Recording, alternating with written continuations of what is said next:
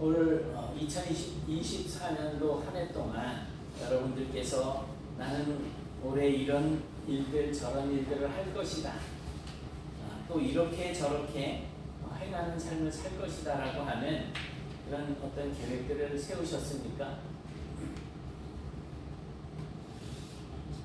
뭐 어떤 우리 동규 목사님 중에 한 분은 무계획이 계획이야 이러고서는 계획을 안 세워요. 그러니까 예산, 결산 이런 것도 없고 그냥 결산만 해요, 연말에. 그리고 예산 없이 1년 지나가요. 근데 얼마 전에는 저한테 자랑을 하더라고요. 예산이 이만큼 늘어났다고 막 이러면서, 그러면서 자기는 무계획이 계획이래. 계획이라고 하는 말이 뭔지 그 의미는 잘들 아시잖아요. 계획이라는 말은 과거나 현재와 이렇게 관련되어지는 말이 아니고 미래에 관련된 말입니다. 그래서 계획이라고 하는 이 말은 미래이기 때문에 아직 그냥 계획인 거예요. 그래서 언제든지 변동이 될 수 있는 그러한 여지가 있습니다. 왜냐하면 우리는 미래를 알 수 없기 때문에 그렇습니다. 그래서 아무리 우리가 계획을 치밀하게 세운다고 하더라도 그 계획대로 되는 일이 좀 그렇게 완벽하지는 않다는 거죠. 그런데 성경에서는 하나님께서도 계획을 가지고 계시다라고 이렇게 말씀하고 있습니다. 그리고 그 하나님의 계획은 사람의 계획과는 다르게 모든 것이 다 하나님께서 계획하신 대로 이루어진다라고 하는 말씀입니다.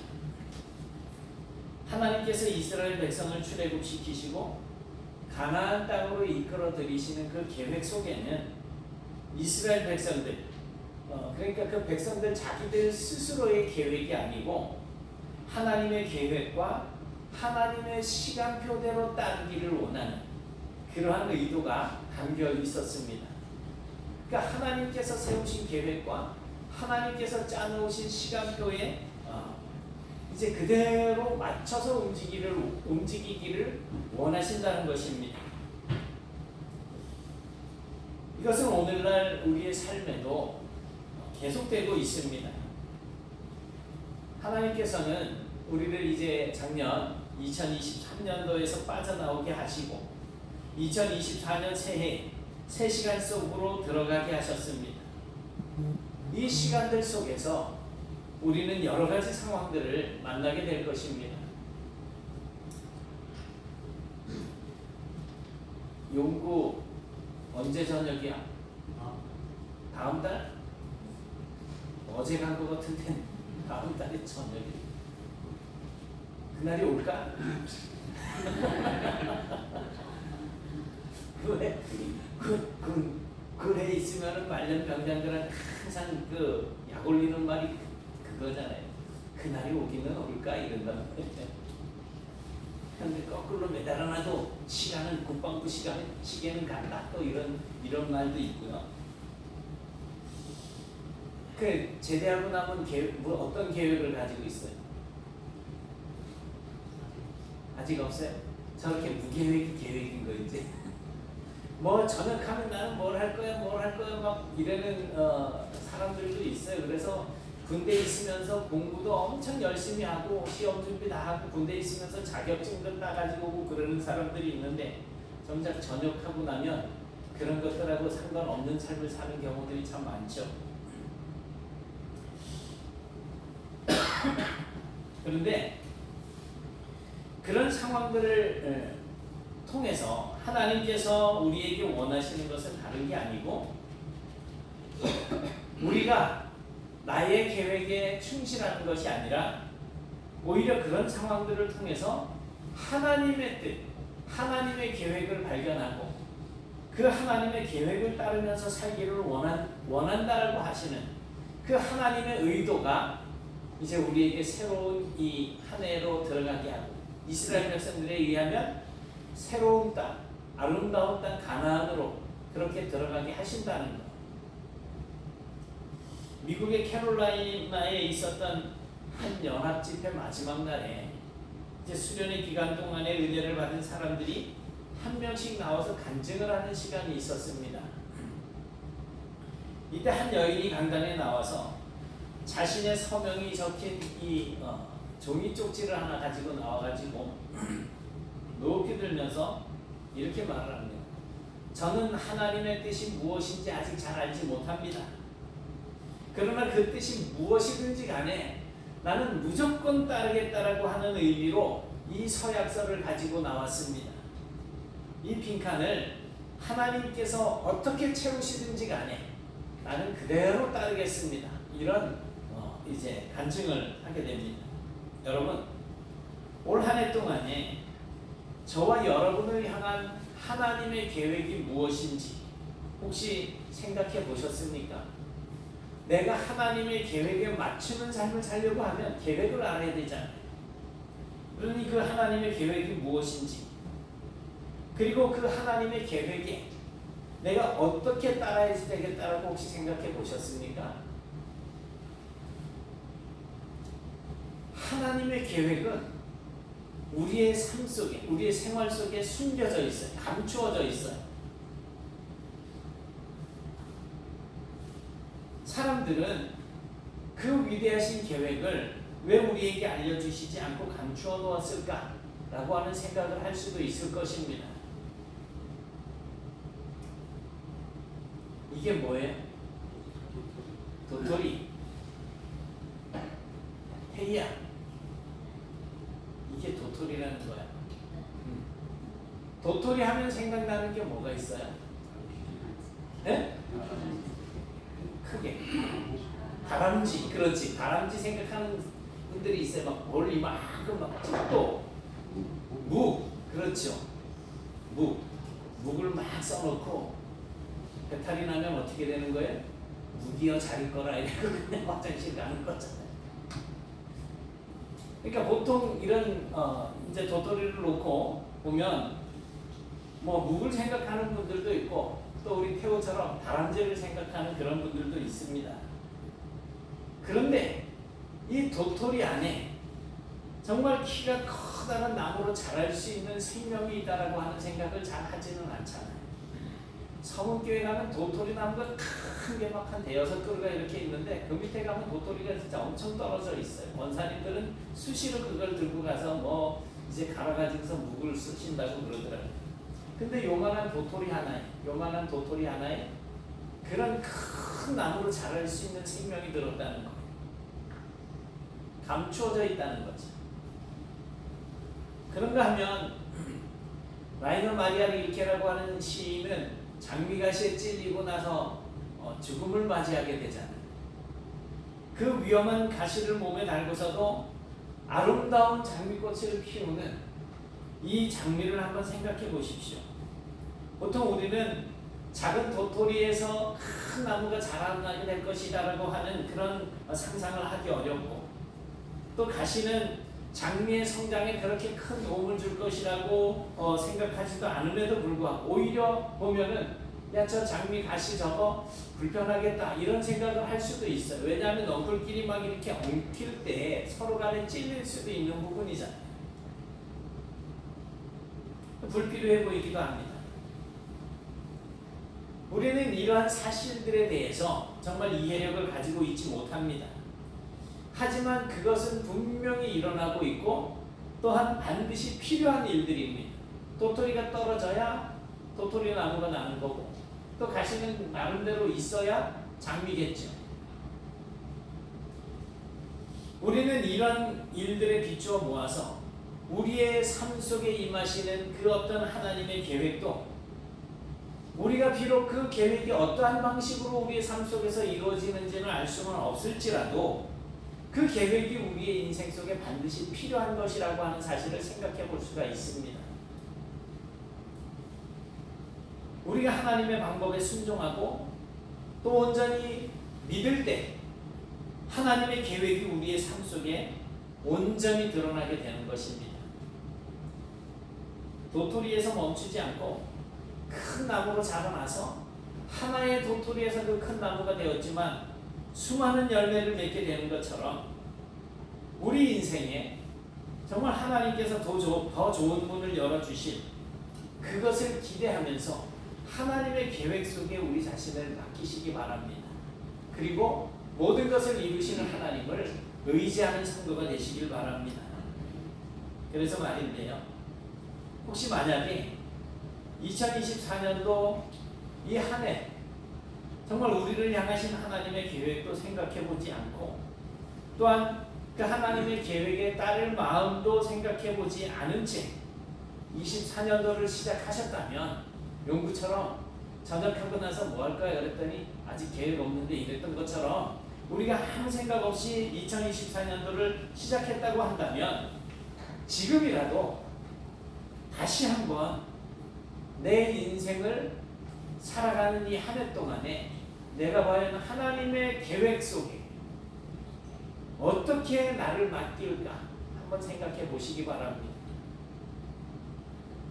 성경에서도 이 세상에 살고 있는 우리가 아무리 좋은 계획을 세운다고 하더라도 그 계획을 이루시는 분은 하나님이시라고 이렇게 말씀하고 있기 때문입니다.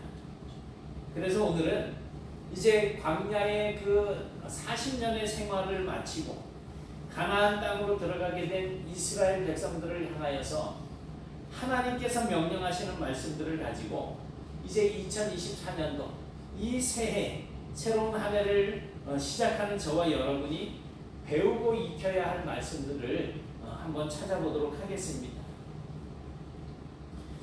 하나님은 40년 동안의 그 광야의 생활을 이제 마치고 가나안 땅을 바로 눈앞에 두고 있는 그 이스라엘 백성들을 향해서 이렇게 말씀을 하고 계십니다. 같이 보실까요? 시작. 내가 오늘 명한 모든 명령을 너희는 지켜야 왜냐하면 너희가 살고 번성하고 여호와께서 너희의 조상들에게 맹세하신 땅에 들어가서 그것을 차지하리라. 아멘. 그것은 하나님께서 맹세하신 땅을 이야기하는 거고요. 여기서는 지금 내가 오늘 명하는 이 명령을 너희가 지키라고, 지켜서 행하라고 그렇게 말씀을 하고 있습니다. 그래서 하나님께서 이스라엘 백성들에게 원하시는 가장 기초적인 것은 하나님께서 명령하시는 모든 명령을 지켜 행하라는 것입니다. 유대인들은 여기에 말씀하고 있는 이 명령이라고 하는 단어를 성경에서 명령하고 있는 율법 몇 개나 그랬었어요? 613개. 이제 외울 때도 됐죠? 613개. 그 중에 이제 365개는 하지 말아라. 그리고 나머지는 적극적으로 행해라. 그게 248개라고 말씀을 드렸었죠. 오늘 본문의 이 명령들에 대하여 하나님께서는 지켜 행하라고 말씀을 하고 있습니다. 가라 하면 가고, 멈추라 하면 멈춰, 먹어 하면 먹고, 먹지마 하면 먹지마. 뭐 이런 어떤 의미로 우리가 생각을 해볼 수가 있겠습니다. 지켜 행하라. 이 문장을 히브리어로 생각할 때는 행하기 위하여 지키라는 거예요. 내가 하나님의 말씀대로 살기 위해서 하나님의 말씀을 지켜야 된다는 거예요. 하나님의 명령대로 행동하기 위해서는 반드시 하나님의 말씀을 지켜야 된다는 것입니다. 여러분, 이 명령에서 중요한 것은 행동하는 것, 행동하라는 것입니다. 하지만 그렇게 행동하며 살아야 할 근본적인 이유와 그렇게 행동하는 동기가 되는 하나님의 명령, 하나님의 율법, 즉 하나님의 말씀을 항상 이 마음속에 간직하고 있어야지 된다는 것입니다. 말씀이 없는 행동은 그냥 내 마음대로 사는 거잖아요. 하나님의 말씀을 담고 있지 않아요. 내가 하나님의 말씀대로 살고 싶어도 나에게 말씀이 없다면 하나님의 말씀대로 순종하는 삶을 살 수가 없잖아요. 그래서 이 말씀을 앞세우고 산다라고 하는 것은 순종을 이야기하는 것입니다. 그러니까 하나님의 명령을 행동으로 옮기는 것이 우리 인생의 목적이 되어야지 된다는 거예요. 제가 밴드에 글 올려놓은 거 있는데 읽어보셨나요? 안 읽어보신 분들도 계신데 보니까 한번 읽다가 예배 마치고 나면 한번 읽어보세요. 우리 인생의 목적은 하나님이 기뻐하시는 것이어야지 된다는 거예요. 그러면 만약에 하나님의 명령과 율법 그리고 하나님을 경외하고 존중히 여기라고 하시는 이 명령을 따르는 행동이 아니라면 그 행동은 결국 나 자신을 위한 욕심의 결과가 되고 마는 겁니다. 이스라엘 백성들이 또 말씀드리지만 왕이 아직 없을 때에 그때 이스라엘에 왕이 없었으므로 백성들이 자기 소견에 오른 대로 행했다. 하나님의 말씀이 없는 삶을 사는 거예요. 영국의 체스터 지방에 위프레드 그랜펠이라고 하는 청년이 있었습니다. 이 청년이 의사가 되어서 반드시 성공하고야 말겠다라고 하는 그런 야망을 품고 있었습니다. 그런데 이제 대학에 진학을 해서 공부를 하던 중에 주님을 만나서 인생의 가치관이 새롭게 바뀌게 되었습니다. 그래서 그는 자기의 모든 것을 이제 예수님께 바치기로 이제 결정을 합니다.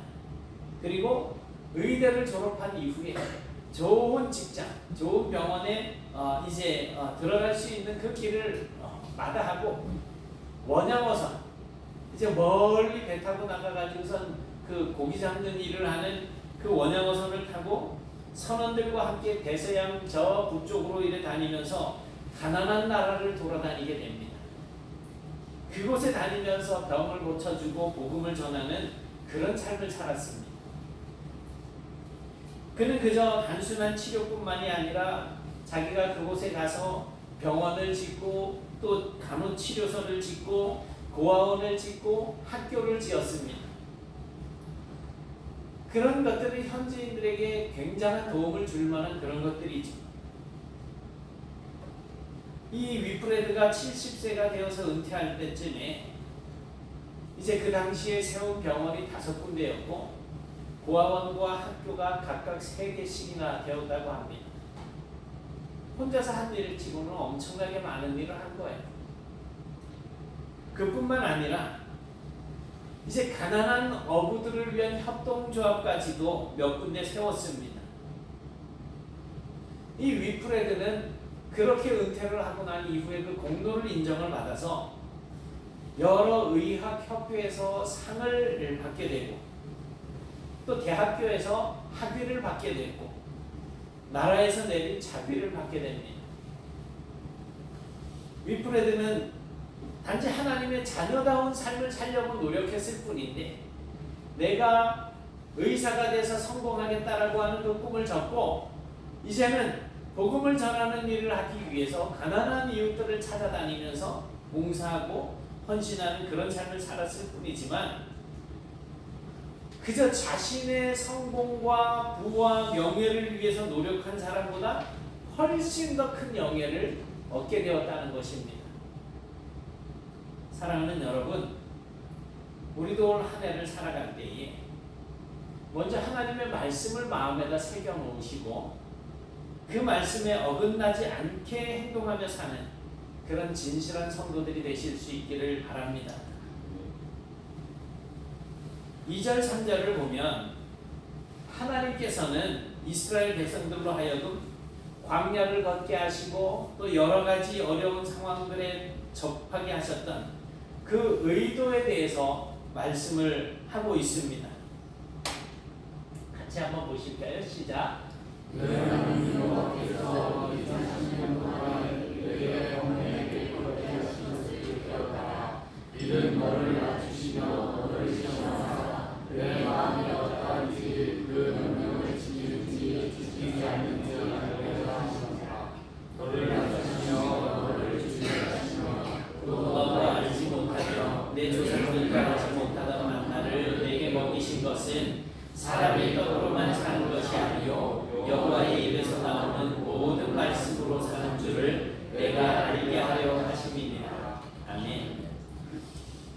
이스라엘 백성들로 하여금 광야에서 정말 짧은 기간에 가나안 땅까지 갈 수 있었음에도 불구하고 40년 동안을 이제 떠돌이처럼 걸어다니게 하셨어요.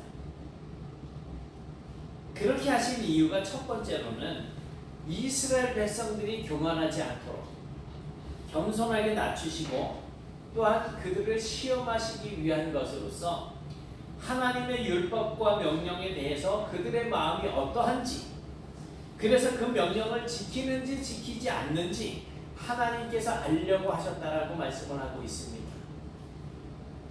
또한 하나님께서는 광야에서 이스라엘 백성들이 굶주리게도 하시고 또 만나를 먹이기도 하셨는데, 그렇게 하시는 이유는 사람이 그 음식만 먹고 사는 것이 아니라 하나님의 입에서 나오는 말씀으로 살 수 있다라고 하는 것을 알게 하기 위한 것이라고 말씀을 하고 있습니다.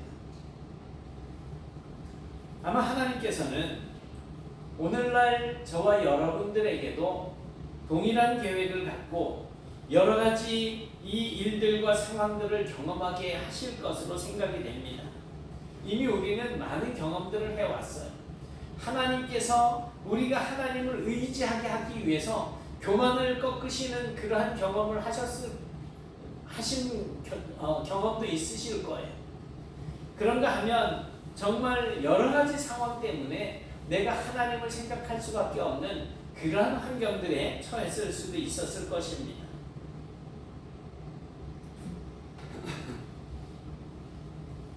그러므로 올해는 우리가 하나님께서 어떤 일들을 우리에게 경험케 하실지 모르잖아요.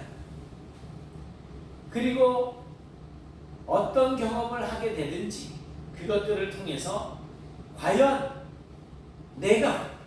우리 내적 교회가 하나님을 잘 섬기는지 아니면 섬기지 못하는지, 하나님께서 우리에게서 그러한 것들을 알고자 하심이라는 사실을 생각해 볼 필요가 있습니다. 나에게 힘들고 어려움이 올 때 네가 나를 잘 섬기는구나, 내 말씀을 내가 한 말씀들을 잘 지켜 행하고 있구나 라고 하는 것을 확인하려고 하시는 것일 수 있다라는 거예요. 그것은 일종의 우리가 두자로 시험이라고 이야기합니다. 시험은 두 가지예요. 하나님이 주시는 시험, 마귀가 주는 시험. 하나님이 주시는 시험을 우리는 테스트라고 이야기해요. 마귀가 주는 시험을 우리는 템프테이션, 유혹이라고 이야기를 해요.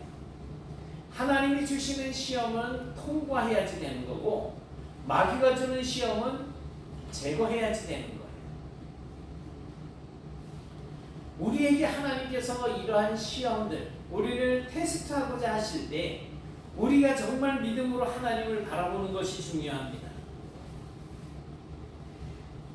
하나님이 내가 너에게 그런 시험을 준 거는 너를 시험하고자 함이야. 네가 그때 잘했어야지, 이런 말을 듣지 말아야지 되지.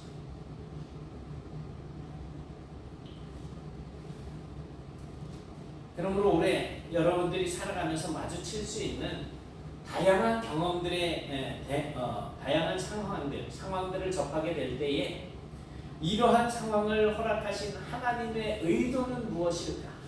하나님은 어떠한 계획을 가지고 계시는 것일까? 그걸 먼저 생각해 보시기 바랍니다. 이 상황에서 내가 어떻게 생각하고 어떻게 행동하는 것이 하나님이 원하는 것일까? 이런 것들을 곰곰이 생각해 보시면서 여러분들이 하나님의 영광을 위해서 행동하는 그런 성도들이 되실 수 있기를 축원합니다. 이제 4절부터 6절에서는 이스라엘 백성들이 하나님의 명령을 수행하면서 인생을 살아갈 때에 전혀 걱정할 필요가 없음을 이야기하고 있습니다. 같이 보시겠습니다. 시작. 이 40년 동안에 내 의복이 헤어지지 아니하였고 내 발이 부르트지 아니하였느니라. 너는 사람이 그 아들을 징계함 같이 내 하나님 여호와께서 너를 징계하시는 줄 마음에 생각하고 내 하나님 여호와의 명령을 지켜 그의 길을 따라가며 그를 경외할지니라. 아멘.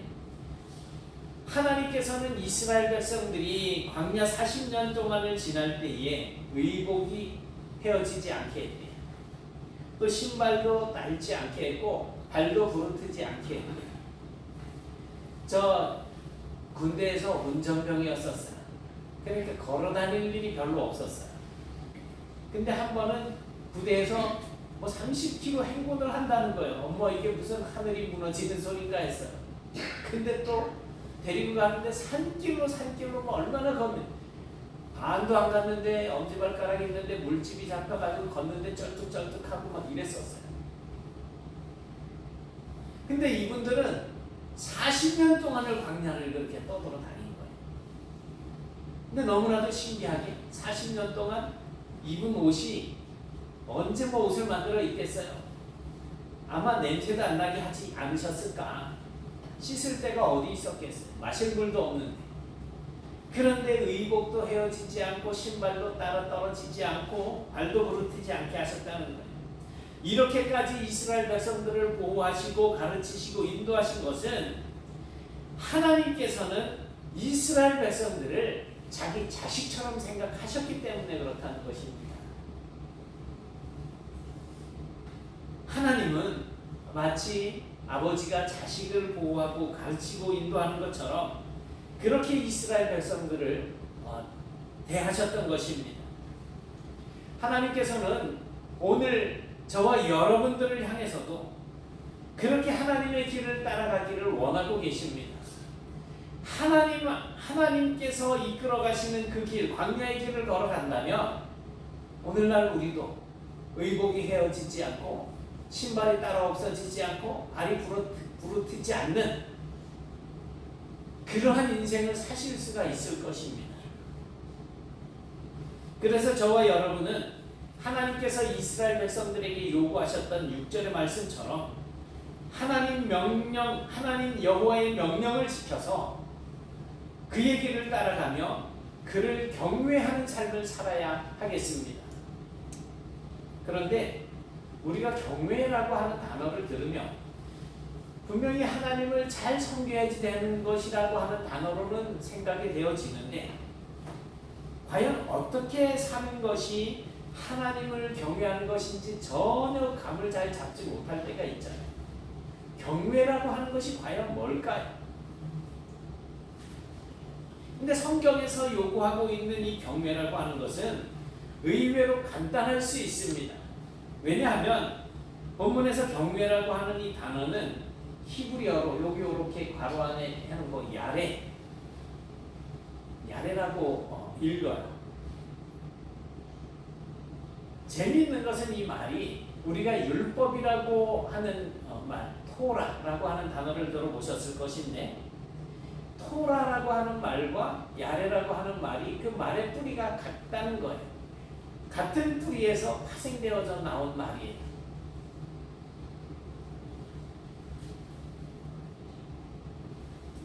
그래서 하나님을 경외한다라고 하는 뜻은 토라 같은 뿌리라 그랬잖아요. 그래서 하나님의 말씀과 율법을 성실하게 받아들이고 이 하나님의 말씀을 하나님의 말씀으로 내가 확실하게 받아들이고 그리고 이 말씀을 지키면서 사는 것, 그것을 우리는 경외라고 이야기하는 거예요. 여러분들 하나님을 경외하는 삶을 살고 계십니까? 내가 하나님의 말씀, 이 성경 66권은 하나님의 말씀인 것을 믿으십니까? 이미 경외가 시작이 되어지고 있어요. 그런데 이 말씀을 지키며 살고 계십니까? 대답이 없으면 반만 경외하는 거예요. 지키면서 사셔야지 된다는 거예요. 지키면서. 그게 내가 하나님을 경외한다라는 거예요. 단순하게 생각하면 그래요. 사실 경외라고 하는 뜻은 무서워하다, 두려워하다라고 하는 기본적인 의미를 가지고 있습니다.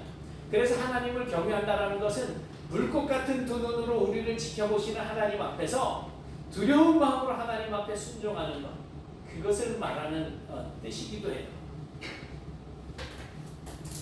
그러니까 하나님을 경외하는 자는 말씀을 받아서 지켜 순종하는 삶, 그것이 기본 바탕이 되어져야지 된다는 것입니다. 그래서 우리는 모세와 같은 사람, 다윗과 같은 사람, 아브라함과 같은 사람들을 다 하나님을 경외하는 자라고 이야기하는 거예요. 사랑하는 여러분, 2024년 오늘 한 해 동안에도 정말 하나님을 경외하는 성도가 되시길 바랍니다. 하나님을 경외한다고 하는 것은 다른 것이 아닙니다.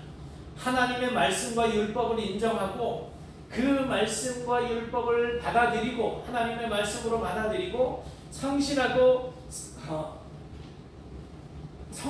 그 명령대로 내가 순종하며 살아가는 것이라고 하는 사실을 기억하셔야지 됩니다. 그게 경외예요. 시편 86편 11절 말씀에 보니까 같이 보시겠습니다. 시작. 여호와여 주의 도를 내게 가르치소서. 내가 주의 진리에 행하오리니 일심으로 주의 이름을 경외하게 하소서. 아멘. 여기서 일심으로 주의 이름을 경외하게 하소서, 그 앞에 어떤 조건이 붙어 있어요? 내가 주의 진리에 행하오리니. 내가 하나님의 말씀대로 사는 것이 하나님을 경외하는 조건이라는 거예요. 내가 뭐 정말 거룩한 사람처럼 막 어떻게 나를 막 내세우려고 하는 것이 아니고 그냥 조용히 하나님의 말씀에 순종하는 삶을 사는 사람. 말씀을 마치고자 합니다.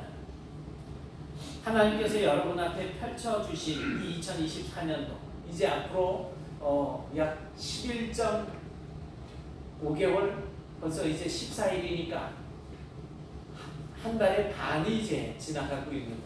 11.5개월 정도가 남았는데요. 남은 기간 동안 정말 어떠하리라고 생각이 되십니까? 오늘 본문 7절, 8절을 보면 그 힌트가 거기에 들어있어요. 같이 보십니다. 시작. 내 하나님 여호와께서 너를 아름다운 땅에 이르게 하시나니 그곳은 골짜기든지 산지든지 시내와 분천과 샘이 흐르고 밀과 보리의 솟아는지요 포도와 무화과와 성류와 감람나무와 꿀의 솟아는지라. 아멘. 하나님께서 이스라엘 백성들을 이끌어 들이실 그 가나안 땅을 뭐라고 이야기하고 있어요? 아름다운 땅이라고 부르고 있어요. 아름다운 땅. 이스라엘 백성들은 그 아름다운 땅에 들어가서 살았어요. 하나님께서 이미 우리를 아름다운 해 2024년도로 이끌어 주셨어요. 마찬가지잖아요. 하나님께서 하나님을 경외하는 사람들을 이끌어 들이신 이 2024년도는 우리에게 아름다운 땅, 즉 아름다운 해가 될 것입니다. 하나님의 말씀을 순종하는 삶을 살고 하나님을 경외하는 삶을 살게 된다면 올 한 해 2024년도는 정말 아름다운 해가 될 것입니다.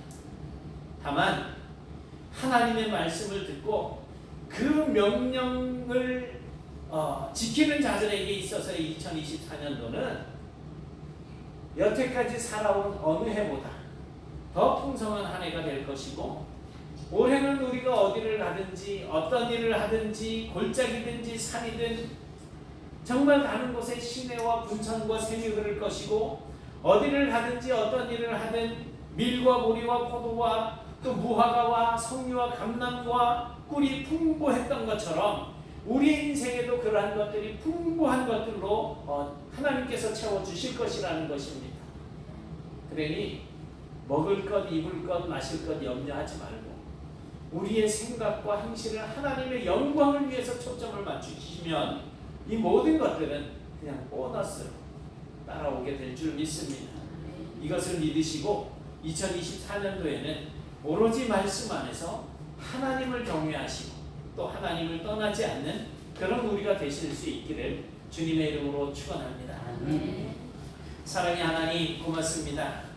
오늘 저희들에게 주신 말씀, 정말 이스라엘 백성들이 가나안 땅에 들어가게 될 때에 하나님을 경외하고 하나님의 말씀에 순종하는 그런 삶을 살아가는 과정 속에서 하나님께서 원하시는 것이 무엇인지, 또 하나님께서 예비해 두신 것이 무엇인지 우리의 인생들을 거기에 대입해 봅니다.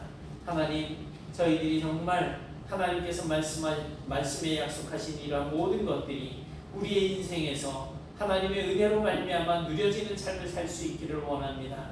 저희들을 붙잡아 인도하여 주옵시고 바른 길 돌아갈 수 있도록 도와주옵시며 행여라도 나의 잘못된 생각으로 하나님의 뜻에서 벗어나는 그러한 상황이 생기지 아니하도록 날마다 저희들을 채찍질하여 주옵시고 주님의 말씀대로 순종하며 살아갈 수 있도록 붙잡아 주시옵소서. 그런 가운데에 저희들의 모든 삶은 하나님을 경외하는 삶이 되어지게 하시고 저희들의 그러한 삶을 통해서 하나님이 기뻐 영광을 받으시는 그런 은총들을 허락하여 주시옵소서. 예수님 이름으로 기도드리옵나이다. 아멘.